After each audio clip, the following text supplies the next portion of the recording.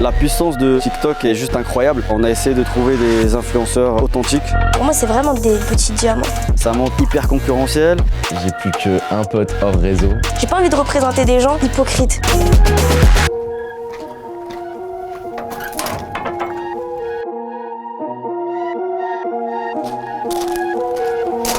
Hello Comédia. Salut Elias. Bienvenue dans le Riyad des Movers. Merci beaucoup. Let's go pour une petite visite. C'est parti. C'est parti.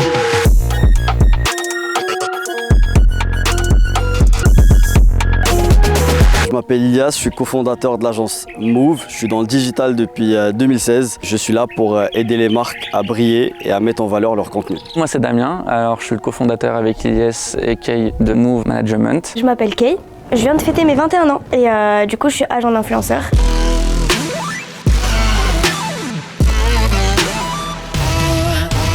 Donc là vous êtes dans un riad à Marrakech, on est sous 34 degrés, il y a les palmiers, il y a une super belle piscine et on est là pour créer du contenu, participer à une cohésion d'équipe et faire de Move un vrai label d'influence qui va s'asseoir sur le marché francophone. De nos jours en fait les marques elles ont très bien compris que par exemple un spot publicitaire à la télé ça coûtait énormément d'argent et ça faisait un peu vieillot, alors que de passer par les influenceurs TikTok pour lancer des challenges ou autres, ça va vraiment rajeunir leur image. Avant c'était quelque chose de facultatif, aujourd'hui c'est quelque chose de plus qu'obligatoire, c'est-à-dire que non seulement il faut l'avoir, mais il faut bien l'avoir. Il y a beaucoup d'agences qui pop à droite à gauche, surtout depuis que TikTok est né, et qui se disent ouais je vais faire de la gestion de talent, c'est facile, alors que pas du tout.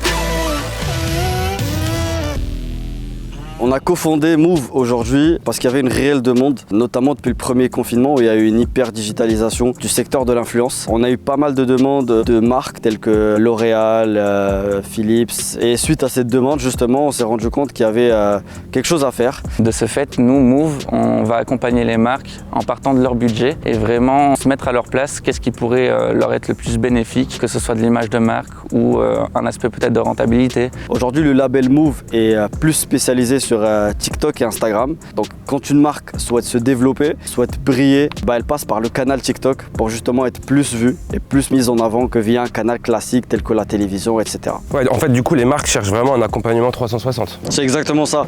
Aujourd'hui les marques, elles veulent tout en un finalement. Donc elles ont besoin d'un conseil stratégique, elles ont besoin d'une proposition commerciale, elles ont besoin de quelqu'un qui les aide pour la création de contenu. Donc aujourd'hui lorsqu'elles nous contactent, on dresse un bilan de l'état actuel global et ensuite on commence la proposition commerciale, on commence à les conseiller, à les aiguiller et à leur donner un prix. Et ça c'est super important parce que souvent les marques quand elles nous contactent, elles n'ont pas vraiment l'idée du prix qu'elles peuvent avoir. Ça peut commencer pour un petit budget aux alentours des 700 € et ça peut monter facilement jusqu'aux 15K. 20K facilement. Sur la publication d'un... Non, pas du tout, sur plusieurs canaux, c'est-à-dire on peut enchaîner sur le post, on peut enchaîner sur le jeu concours, on peut enchaîner sur le meet-up.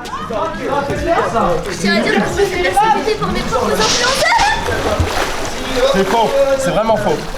Pour attirer les talents, généralement il y a un process bien rodé. On leur fait passer une espèce de questionnaire, mais il n'y a aucune bonne ou mauvaise réponse. Finalement, c'est juste pour savoir s'il y a des atomes crochus. J'ai tenu moi avant de signer chaque talent de leur parler au téléphone pendant plusieurs heures. Par exemple, je prends l'exemple de Jack, premier appel avec lui 5 heures au téléphone. J'ai pas envie de représenter des gens que je trouve hypocrites. On a essayé de trouver des influenceurs authentiques, croustillants comme j'aime bien le dire, qui ont vraiment quelque chose pour eux et qui ne sont pas dans ce stéréotype d'influenceur lambda. Les défis ont fait qu'on retrouve plusieurs œufs dans la piscine aujourd'hui à cause de 7 personnes. Sorry, I don't speak French, not English. Sorry. C'est bon? Salut, moi c'est Jérémy, autrement dit Jérémy HD sur les réseaux sociaux. Je suis un peu sur toutes les plateformes à peu près. Moi c'est Jack, j'ai 20 ans. Je suis principalement sur les réseaux sociaux, sur TikTok et Instagram. Alors je m'appelle Sana, j'ai 24 ans, je suis styliste de base et j'ai fini sur TikTok dans l'humour. En principe les marques ne me donnent pas de limites ou des objectifs à atteindre.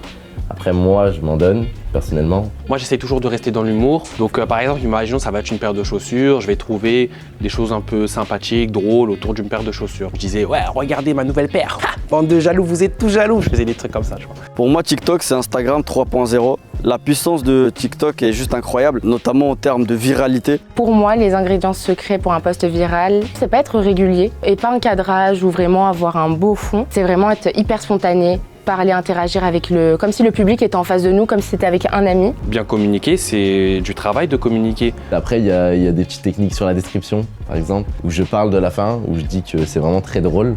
Du coup, les gens restent jusqu'à la fin et plus on a un gros temps de visionnage, plus le TikTok marche. Je pensais que c'était aussi simple. Il suffisait de prendre un selfie et voilà, de dire ce qu'on avait à dire.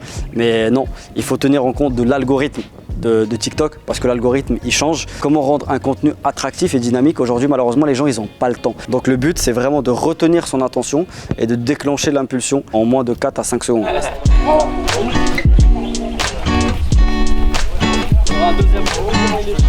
On est là pour bosser dans un cadre agréable. Je me suis rendu compte que quand on met les talents du coup loin de tout, loin du cocon parisien, loin des problèmes familiaux, etc. et qu'on les ramène ici, ils sont super concentrés, ils sont super motivés, ils sont tous ensemble. En termes de brainstorming collectif, on est sur du génie, clairement. Je passe 2 à 3 heures par jour pour TikTok. Du coup, tous les soirs, j'écris mes petites blagues. Même dans la journée, quand j'entends quelque chose qui me fait rire ou quoi, je le note. Moi, mon inspiration, franchement, je la trouve dans n'importe quoi. Par exemple, même là, dans l'interview, si vous me dites un truc, n'importe quoi, même un objet, même une bouteille d'eau, ça peut me donner une idée. Je connais pas les classiques. Il met que du rap et faire. Mais nous, tu vois, on aime bien les sons américains, tu vois. Donc aujourd'hui, en termes d'organisation, on est là pour travailler, donc on a un emploi du temps assez cadré en termes d'horaire. Les réveils se font à 9h, le petit déj est posé à 9h10, on enchaîne sur le contenu à partir de 9h45 jusqu'à 13h30. Et le séjour est rythmé par des activités. En l'occurrence, hier, on a fait une sortie quad.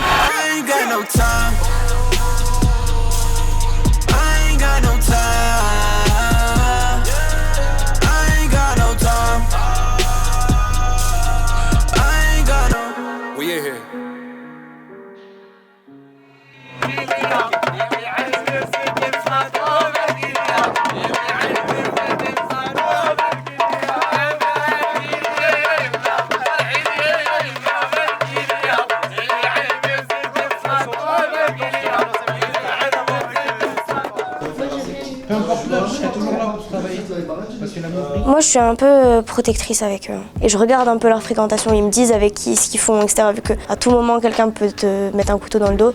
Et moi, je les préviens beaucoup de ça. Le monde de l'influence, c'est un monde hyper concurrentiel. C'est un monde de requins aussi. Il faut savoir avec qui on s'attache. Depuis TikTok, j'ai plus qu'un pote hors réseau. Avant les réseaux, j'avais pas mal d'amis quand j'ai commencé. Au début, ça se moquait un peu de moi. C'est ces mêmes personnes qui, par exemple, là, une des personnes qui se moquait de moi m'a demandé de faire de la pub pour le resto de son père. Ce qu'il faut faire, c'est prendre du recul des fois sur la situation et te dire que t'as pas forcément besoin de suivre tout le monde pour être quelqu'un de cool.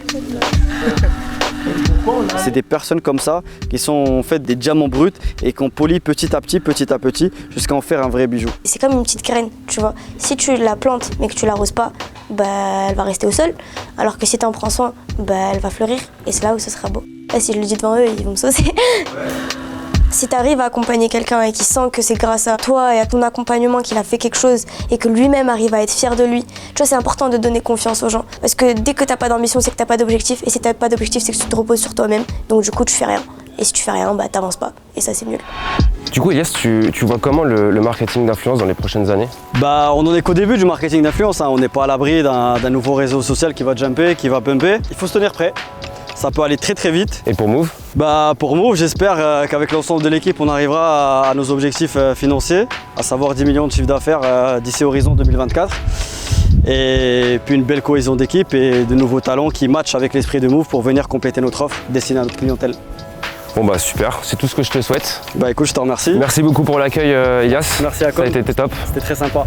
Merci beaucoup. Puis see you soon les gars. Yes, see you soon.